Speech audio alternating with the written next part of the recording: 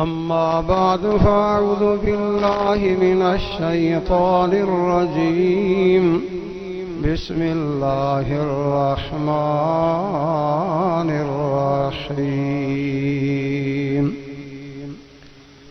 क़द समिअल्लाहु क़ौलल्लती तुजादिलुका फ़ी ज़ौजिहा व तश्तकी इलल्लाह वल्लाहु यस्मउ तहावुरकुमा इन्नल्लाह समीउम बसीर। अल्लज़ीना युज़ाहिरून मिनकुम मिन निसाइहिम मा हुन्ना उम्महातिहिम इन उम्महातुहुम इल्लल्लावाई वलदनहुम व इन्नहुम लयक़ूलून मुनकरम मिनल क़ौलि वज़ूरा व इन्नल्लाह लअफ़ूवुन गफ़ूर।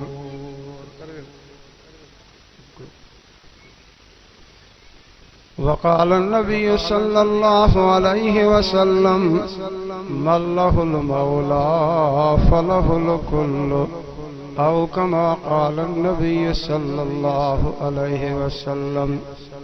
सदक़ल्लाहुल अज़ीम व सदक़ रसूलुहुन नबियुल करीम व नहनु अला ज़ालिका लमिनश शाहिदीन वश्शाकिरीन वल्हम्दुलिल्लाहि रब्बिल आलमीन।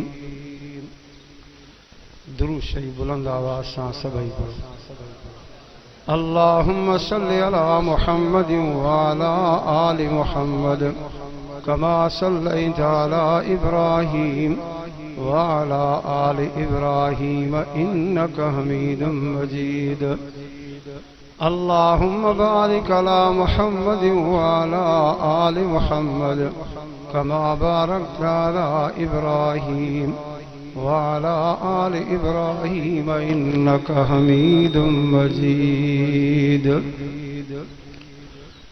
अजीज़ो दोस्तो व प्यारा भाइरो, अव्हां जे आॾो क़ुरान शरीफ़ जे 28 नंबर जे शुरूआत मां 2 आयतूं ऐं पैगंबर करीम सल्लल्लाहु अलैहि वसल्लम जी हिकु हदीस शरीफ़ तिलावत कई आहे। दुआ करियो अल्लाह ताला मूंखे सही सही बयान करण जी तौफ़ीक़ अता फ़रमाए। ज़ोर सां आमीन चओ न। ऐं अल्लाह तबारक व तआला हर मुस्लमान खे क़ुरान पाक जे मथां अमल करण जी तौफ़ीक़ अता फ़रमाए। जेके मूं अव्हां जे आॾो आयतूं तिलावत कयूं, तफ़सीर इन आयतुनि जो शान नुज़ूल लिखनि था।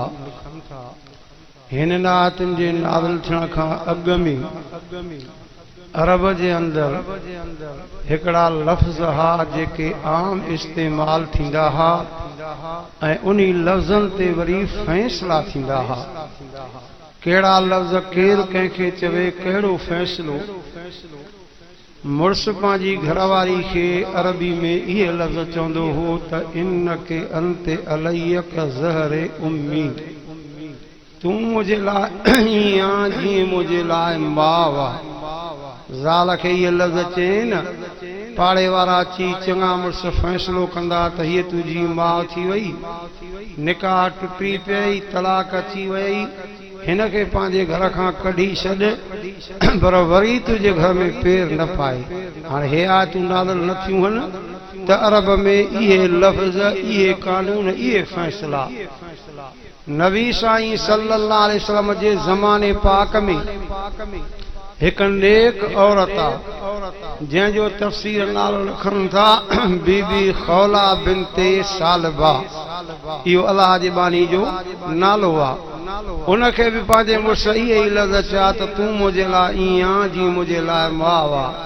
पाड़े जा चङा मुड़ुस आया, फ़ैसिलो कयो त हीअ तुंहिंजी माउ थी वई, निकाह टुटी पियो, तलाक अची वई, हिन खे पंहिंजे घर खां कढ, वरी घर में पेर न पाए। हाणे उहा बीबी खौला पंहिंजे घर खां रोई करे मोकिलाए थी। ॿ नौजवान न्याणियूं अथव, सदके न्याणियूं, जेका सिक लाइणी अथव मां लाए वठो, वरी मां तव्हांजे पीउ जे घर में न ईंदसि। ॿई नौजवान न्याणियूं भाकुर पाए मां खां पुछा कंदियूं, अम्मा हितां जो वेंदी त काॾे वेंदी? कॾहिं असांखे सिक लॻे असां त जी सिक लाहियूं न। अम्मा चए थी जेका सिक लाइणी अथव लाए वठो, मां पंहिंजे अबे जे घर न वेंदमि। मेणा ॾींदा, मयारा ॾींदा, चवंदा त मुड़ुस सां सही न हले तॾहिं इहे लफ़्ज़ चई तोखे तलाक ॾिनी अथई, बसि जेका सिक लाइणी अथव लाहे वठो, मूंखे जाॾे मुंहुं आयो न मां हली वेंदुसि। न्याणियूं जवान चवंदियूं, अम्मा भला पोइ असां तोखे अहिड़ो घर ॾसियूं जिथे मेणो बि न मिलई, मयार बि न मिलई, तुंहिंजी अबे अम्मा जे घर खां वधीक सुहिणो घर, पर रूई ज़मीन जे घर खां वधीक सुहिणो घर। अम्मा पुछा थी, न्याणियूं उहो कहिड़ो घर आहे? न्याणियूं चवंदियूं, इहो घर आहे मुहम्मद रसूलुल्लाह सल्लल्लाहु अलैहि वसल्लम जो घर आहे। अम्मा चए थी, जे मूंखे अहिड़ो घर मिले त मूंखे ॿियो छा खपे, तव्हां बि मां सां गॾु हलो। हाणे अॻ में अम्मा कढ ॿ नौजवान न्याणियूं रोईंदियूं रोईंदियूं मुंहिंजे सुहिणे अरबी साईं जे घर में ॿिए पारी अॻ में पहुतियूं आहिनि। साईं जन आराम में आहिनि, रोअण जो आवाज़ ॿुधी आराम मां जाॻिया। फरमान था आयशा रज़ी अल्लाह ताला अन्हा के था रोअनि। अर्ज़ कर थी, सही हिकु बीबी खौला, ॿ उन जूं नौजवान न्याणियूं उहे रोअनि थियूं। फरमान था हेॾे वठी अचनि आयूं आहिनि। साईं जन फरमान था, बीबी खौला कहिड़ी तकलीफ़ आहे, कहिड़ो ॾुख आहे जो रो थियूं? चवण लॻी, साईं मूंखे मुड़ुस हे लफ़्ज़ चया आहिनि त इन के अंते अलैक ज़हर उम्मी, तूं मुंहिंजे लाइ ईअं जीअं मुंहिंजे लाइ माउ आहे। पाड़े जा चङा मुड़ुस आया, फ़ैसिलो कयूं त हीअ तुंहिंजी माउ थी वई, निकाह टुटी पियो, तलाक अची वई, हिनखे पंहिंजे घर खां कढ, वरी घर में न अचे। साईं मां चयो त मां बरमोह कयां, पर न्याणियुनि चयो आहे तुंहिंजे घर जे लाइ असां अर्ज़ खणी आयूं आहियूं त मूंखे पंहिंजे घर में रहा। साईं जन फरमान था, बीबी खौला इहो फ़ैसिलो मुंहिंजे मालिक अल्लाह जे हथ में आहे। हाणे हीअं कर, तूं बि वञी करे दाह ॾे पंहिंजे मालिक अल्लाह खे, फरियाद ॾे पंहिंजे मालिक अल्लाह खे। मां मुहम्मद बि रहमत जा हथड़ा खणा थो, पोइ फ़ैसिलो कंदो त मालिक अल्लाह कंदो। तफ़सीर मारिफुल क़ुरान लिखे थो, उन बीबी खौला पंहिंजे ॿिनि नौजवान न्याणियुनि खे वरितो, अची जबल जे चोटी ते बीठी। न्याणियुनि खे चए थी, ॻाल्हि ॿुधो, नबी साईं बि ईअं चयो आहे त रब जी दरबार में दाह कर, फरियाद ॾे पंहिंजे मालिक अल्लाह खे। हाणे मां हथ खणी करे क़ुरान पाक मां उहे आयतां पढ़ां थी जंहिंमें मालिक साईं जा मिठड़ा नाला आहिनि।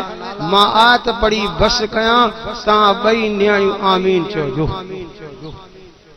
किताब खंदाणे जबल जे चोटी ते बीठी आहे, क़ुरान पाक मां उहे आयतां पढ़े थी जंहिंमें अल्लाह साईं जा मिठड़ा नाला आहिनि।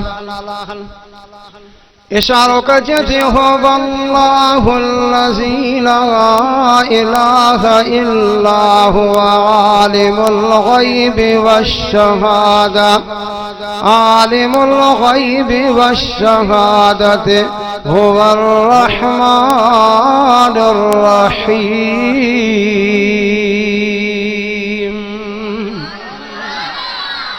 हिन न्याणियुनि समेत जबल जे चोटी ते दाह कई, हेॾे नबी साईं रहमत जा हथ खई वेठो आहे। अञा साईं जा रहमत जा हथ मथे आहिनि। रब जिबरील खे मोकिलियो, क़ुरान पाक में हे 28 सिपारे जूं आयतूं नाज़िल थियूं, जंहिंमें अल्लाह साईं सॼी ॻाल्हि सम्झाई। रब साईं क़ुरान पाक में समझायो, क़द समिअल्लाहु क़ौलन लती तुजादिलुका फी ज़ौजिहा व तश्तकी इलल्लाह वल्लाहु यस्मउ तहावुरकुमा इन्नल्लाहा समीउन बसीर।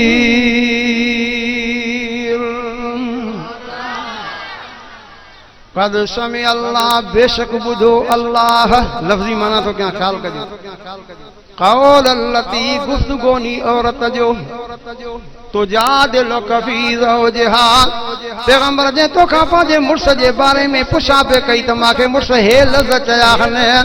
ओ मुंहिंजा हबीब करीम तो उनखे हीअं ॾस ॾिनो पे तो चिस पे तव तश्तकी इलल्लाह, वञ दाह ॾे पंहिंजे मालिक अल्लाह खे। फरियाद दे पांजे मालिक अल्लाह के वल्लाहु यस्माउ तहावरकुमा माला तमा भी ये गुफ्तगी के बुधा पयो इन्नल्लाह समीउम बसीर बेशक माला बुधंदड़ भी आया बसीर ॾिसंदड़ भी आया तुझे चवण जे करे न्याणियुनि खे वठी जबल जे चोटी ते दां के उन जे दां जे करे उन जी तमाम मुश्किल आसान कई पर क़यामत ताईं तो मोहम्मद करीम जे उम्मत जी भी माला मुश्किल आसान करे छॾी हाणे पुछूं क़ुरान का किए उम्मत जे बारे में मुश्किल आसान थी अल्लाह जो को जे दो वल्लज़ीना युज़ाहिरून मिनकुम मिन निसाइहिम मा हुन्ना उम्महातिहिम इन उम्महातुहुम इल्लल्लाही वलदनहुम व इन्नहुम लयक़ूलून मुनकरम मिनल क़ौलि व ज़ूरा व इन्नल्लाहा लअफ़ूवुन गफ़ूर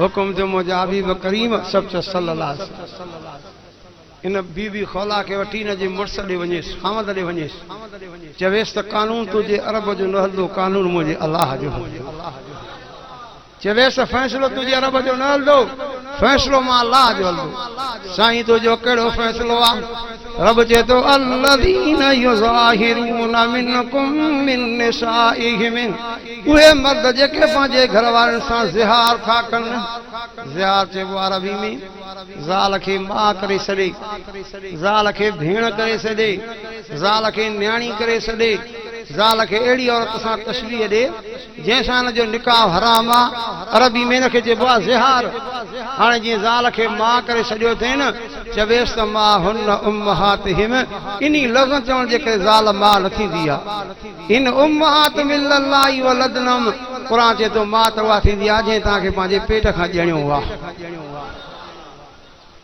जेका तव्हांखे मां ॼणे थी न उहा मां थींदी आहे इन लफ़्ज़ चवण जे करे ज़ाल मां बि न थींदी निकाह बि न टुटंदो तलाक बि न ईंदी बाक़ी क़ुर चए थो इहे लफ़्ज़ भला कोन्हनि के जो तव्हां पंहिंजे घरवारी खे चओ जंहिं चया आहिनि चवनि त ज़िहार जी चटी भरनि मां अल्लाह ज़बान वारी ग़लती बि हिनजी माफ़ करे छॾींदो आहियां माना ही लफ़्ज़ चवण जे करे ज़ाल खे तलाक भी न ईंदी निकाह भी न टुटंदो मां भी न थींदी बाक़ी क़ुर लफ़्ज़ चए थो व इन्नहुम लयक़ूलून मुनकरम मिनल क़ौलि व ज़ूरा ये भला लफ़्ज़ कोन्हनि जो तव्हां पंहिंजे ज़ाल खे चयो जंहिं चया आहिनि अॻिते वरी अल्लाह क़ुर पाक में चटी बयान कई अथव अॻिते अल्लाह जो क़ुर चटी बयान कंदे लफ़्ज़ चए थो ॿुध ख़ुदा जो को चए थो वल्लज़ीना युज़ाहिरून मिन निसाइहिम सुम्मा यऊदून लिमा क़ालू फ़तहरीरु रक़बतिन मिन क़ब्ल अन यतमास्सा ज़ालिकुम तुअज़ून बिही वल्लाहु बिमा तअमलून ख़बीर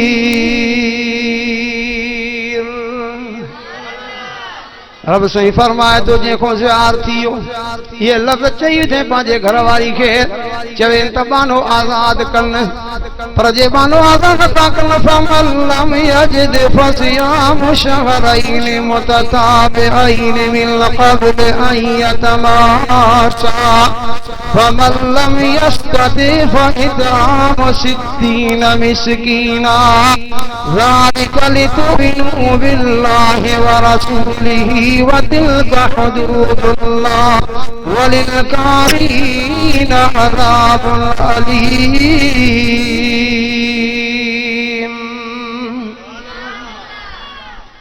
बाने आज़ाद करण जी ताक़त नथनि त 2 महीना लगातार रोज़ा रखनि रोज़ा नथा रखी सघनि त फ़इत्आमु सित्तीन मिस्कीना 60 मिस्किन खे ताम खाराइनि रब फरमाए थो मां ज़बान वारी ग़लती बि मां हिनजी माफ़ करे छॾींदो आहियां अब आ दीन ते हलो त ॾाढो आसान अथव दीन में ॾुखियाई कोन्हे वका युरीदुल्लाहु बिकुमुल युस्र वला युरीदु बिकुमुल उस्र रब फरमाए थो मां तव्हां सां इरादो कयां थो आसानी जो ॾुखियाई जो तव्हां सां इरादो कोन्हे को दीन में ॾुखियाई कोन्हे वका हिकिड़ा चवंदासीं दीन में ॾुखियाई आहे वाह आसानी अथव हलो त एॾो आसान अथव जीअं अटे मां वार निकिरी वेंदो और न हलो तो पोइ त निमाज़ ई तव्हांखे ॾुखी लॻंदी। दीन में अल्लाह आसानी रखी अथव। तिरमिज़ी शरीफ़ जी हदीस आहे, नबी साईं जे दरबार में हिकिड़ो जवान बीठो आहे परेशान। पाण फरमाता छो परेशान आहे? चई इहो मसइलो आहे, अॼु मूंखे ॾींहं जो रोज़ो हो, रोज़े जी हालत में मां पंहिंजे घर वारी सां हम बिस्तरी कई आहे, ॿुधायो त मां छा कयां? नबी साईं फरमाता शहर ने मुतताब 2 महीना लगातार रोज़ा रख। चई हिकु रोज़े में इहो हाल थियो आहे, मां रोज़ा कोन थी थिए, मां 2 महीना रोज़ा न रखी सघंदुसि। फरमाता फ़अतिम 60 मिस्कीना, भला 60 मिस्किन खे ताम खारा। साईं मां त ग़रीब ऐं मिस्कीन आहियां, मां वटि एतिरो ताम ई कोन्हे, मां किथां खारायां? फरमाता वे मन को अलाह जो बानो अचे, पोइ तोखे ॾियूं था, तूं वञी करे चटी पूरी कर। हे तिरमिज़ी शरीफ़ जा लफ़्ज़ अथव। थोरी देरि खां पोइ हिकिड़ो जवान टोकरो खारकनि जो खणी नबी साईं जी दरबार में पेश कई। नबी साईं हुन जवान खे चयो खण हे टोकरो खारकनि जो, वञी 60 मिस्किन खे खाराए करे वञी पंहिंजी चटी पूरी कर। हो टोकरो मथे ते रखी चवण लॻो सोना मुंहिंजे बचन खां मथे को मिस्किन थी सघंदो आहे? नबी साईं फरमाता वञ पंहिंजे बचन खे खाराए। अॻे जो हलियो त नबी साईं खिली करे फरमाता जवान खे ॾिसो चटी भरण आयो कि न उती चटी वठी वेंदो पियो। अल्लाह दीन में आसानी खे ॾुखियाई कोन्हे वका, हलो दीन ते। छो त अल्लाह साईं क़ुरान पाक में फरमायो मां तव्हां सां राज़ी दीन जे करे आहियां। मदा को खुश थे तो माखे दौलत आए दुनिया है जमीनान बागन अल्लाह राजिया न रब सही जो काचे दो अलियहुमा कमलतु लकुम दीनकुम व अतममतु अलैकुम निअमती व रज़ीतु लकुमुल इस्लाम दीना। रब चे तो मां राज़ी तव्हां हिन जे करे जो मां अल्लाह तव्हांखे दीन जहिड़ी दौलत ॾिनी आहे। आवाज़ दौलत अथव दीन वारी, ये दुनिया कंहिं कम जी न अथव, हिते बि ॾुखियाई अॻिते बि ॾुखियाई। दीन जे करे रहमत अथव, दीन जूं महिनतां कयो। अल्लाह जा बानड़ा ॾिसो था बा तबलीग जमात वारा अलाए काथां काथां सफ़र के साल प्यादा के 4 महीननि में के जिले में बेचारा भला कम इनखे कोन्हनि के घर वांदान कम अथनि, पंहिंजे घरां ख़र्च करे दीन जी ख़िदमत कंदा। दीन जे करे अल्लाह से राज़ी थियव।